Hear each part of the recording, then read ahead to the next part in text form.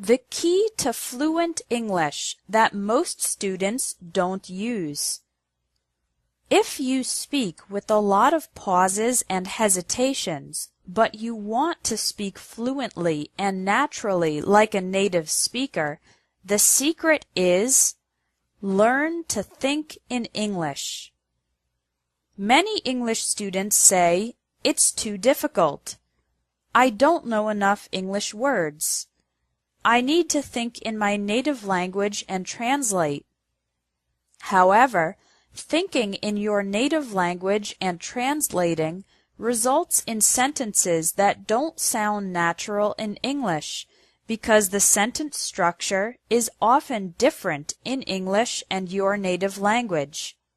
In addition, it takes too much time to think and translate when you're in a conversation, leading to pauses, hesitations, and the inability to speak fast and fluently. So, here is how you can learn to think in English, from the beginner level to advanced. Level 1 is thinking in individual English words.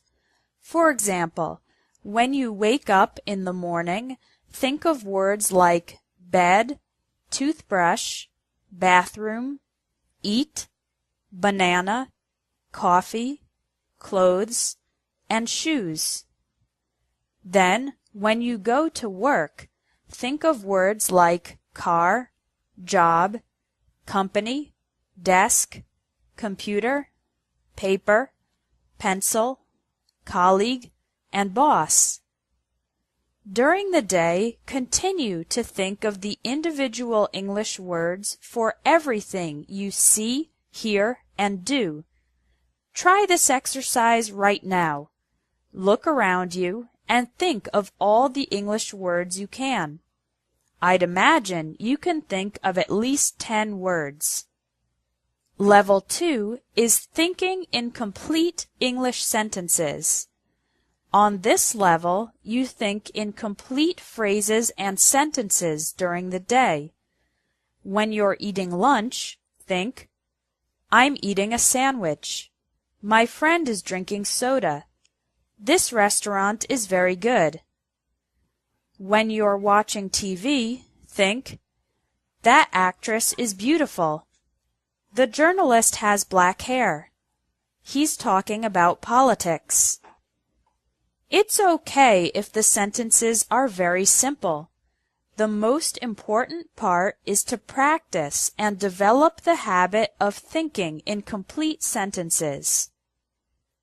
Level 3 is functional English.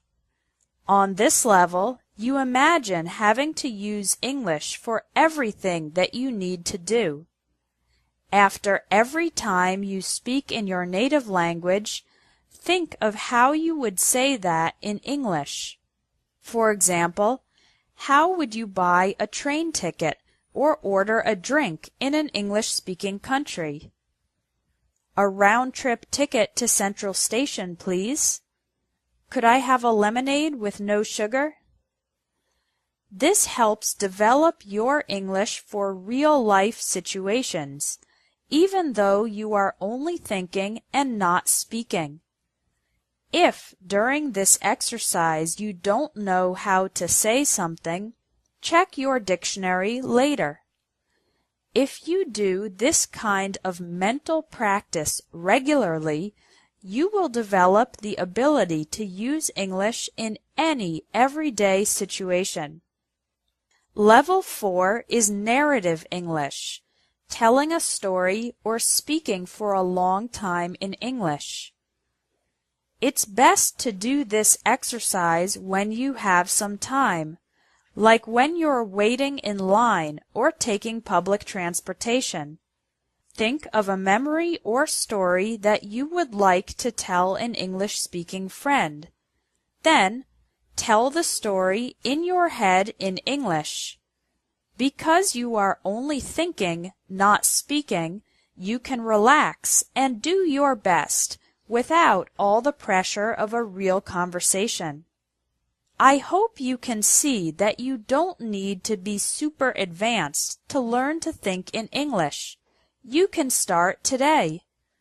Try one of the 4 levels this week: thinking in individual words, complete sentences, functional English, or narrative English.